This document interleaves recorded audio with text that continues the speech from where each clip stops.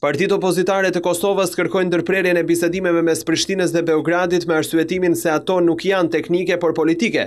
Krerët e këtyre partive kundërshtuan një zëri këto bisedime duke u shprehur se ato po rrezikojnë territorin e vendit. Për LDK kanë qenë fillim bisedime politike dhe as pak teknike dhe kanë qenë ashtu siç e kemi thonë disa herë të papërgatitura, pa strategji dhe si të tilla nuk i kemi përkrahur.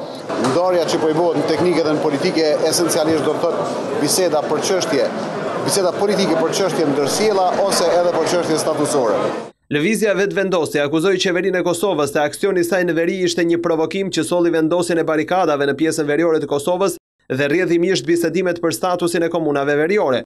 Ne shohim këtë dialog si shumë të rrezikshëm për integritetin territorial të Kosovës, me qenë se është krijuar qëllimisht një situatë në veriun e Kosovës, e cila po e çon Kosovën drejt hapjes së çështjeve territoriale.